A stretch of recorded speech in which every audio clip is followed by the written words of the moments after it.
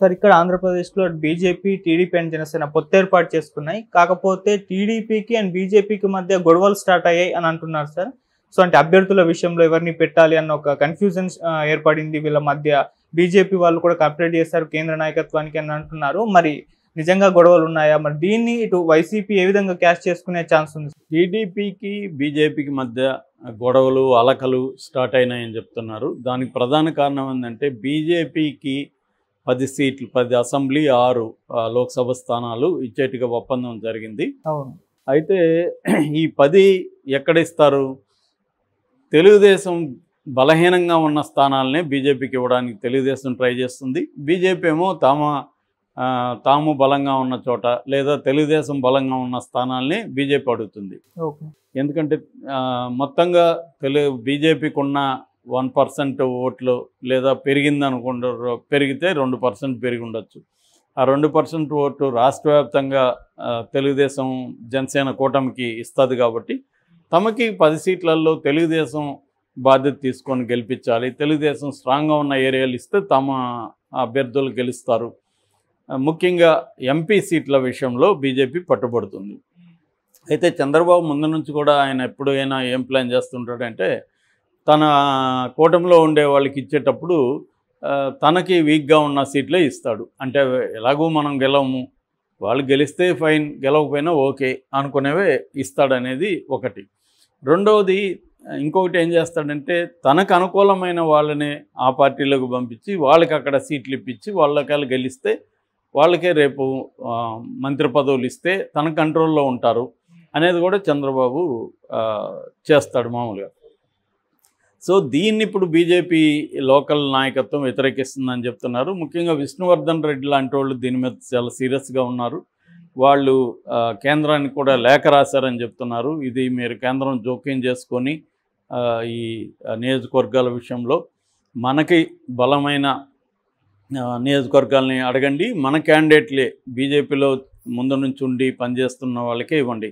కొత్తగా వచ్చిన సీఎం రమేష్ కావచ్చు, సృజనా చౌదరి ఇలాంటి వాళ్ళకి ఇస్తే మళ్ళీ అది తెలుగుదేశం ఖాతాలకి పోతుంది అనేది వాళ్ళు లెటర్ రాసినట్టుగా చెబుతున్నారు. ఓకే.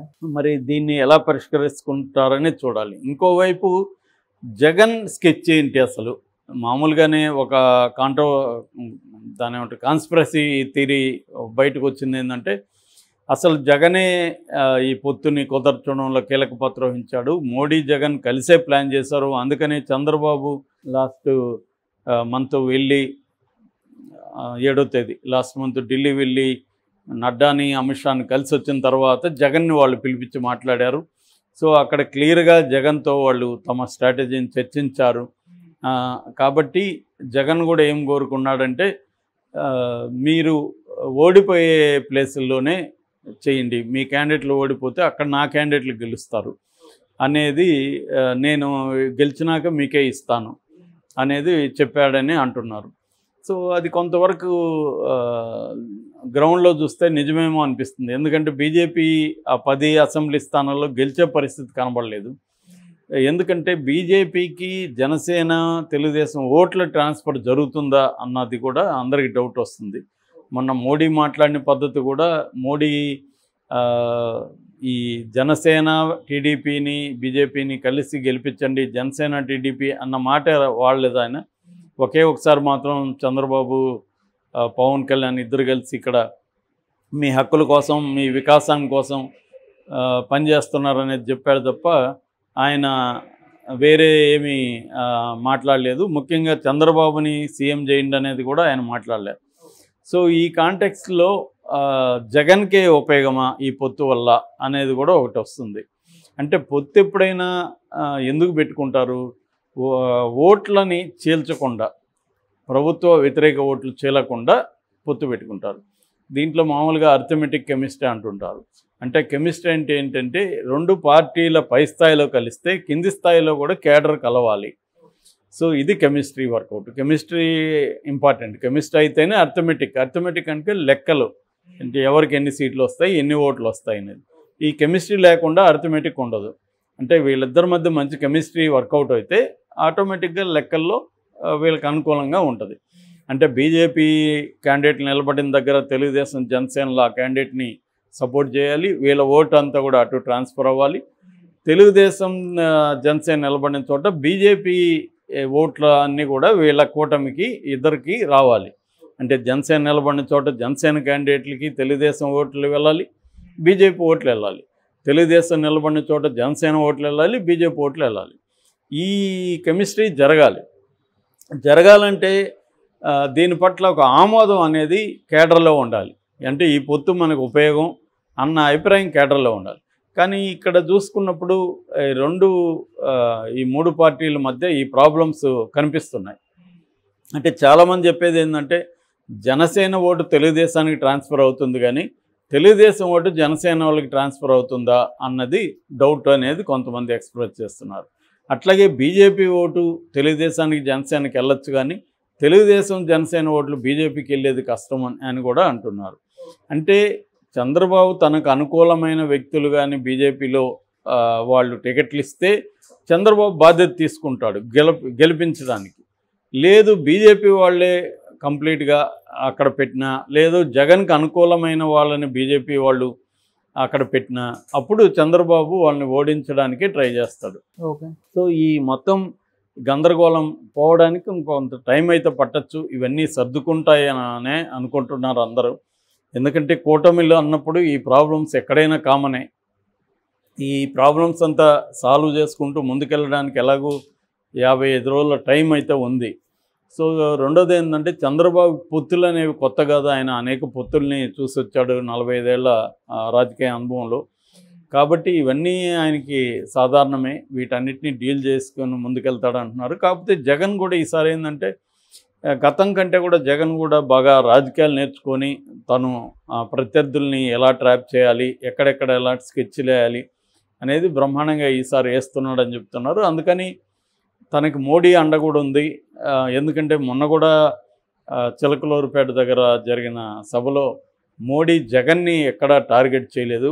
ఒక జగన్ సర్కార్లో మంత్రులు అవినీతిలో పోటీ పడుతున్నారు అని చెప్పాడు తప్ప జగన్ మీద ఏ రకమైన నిర్దిష్టమైన విమర్శలు చేయలేదు. జగన్ అవినీతిపరుడు జగన్ అని చెప్పలేదు.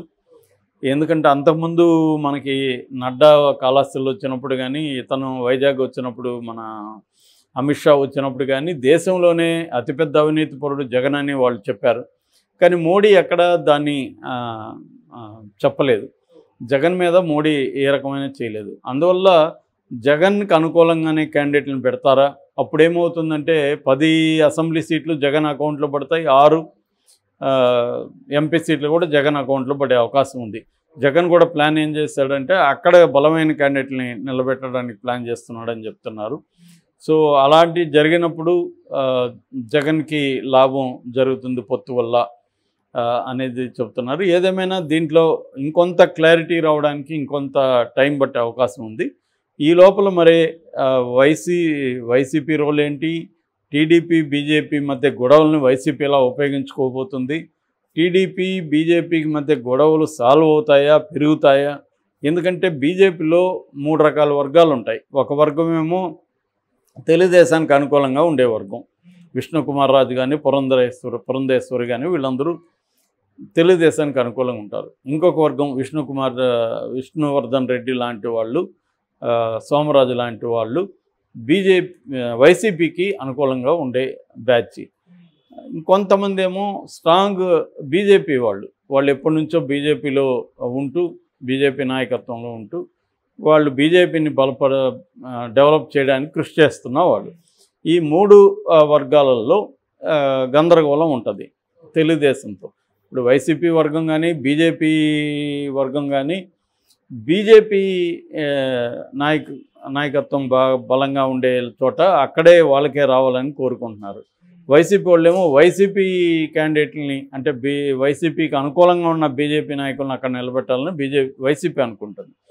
తెలుగుదేశం వాళ్ళేమో తమకి తెలుగుదేశం నుంచి బీజేపీలోకి వెళ్ళిన వరదాపురం సూరి కావచ్చు, జమ్మలమడుగులో ఆదినారాయణ రెడ్డి కావచ్చు, తర్వాత సీఎం రమేష్ కావచ్చు, ఆయన సజ్జనా చౌదరి కావచ్చు, వీళ్ళని నిలబెట్టాలని అనుకుంటున్నారు. మరి మొత్తం ఈ 4 పార్టీల 4 స్తంభాల ఆటలో ఏం జరుగుతుందనేది చూడాలి.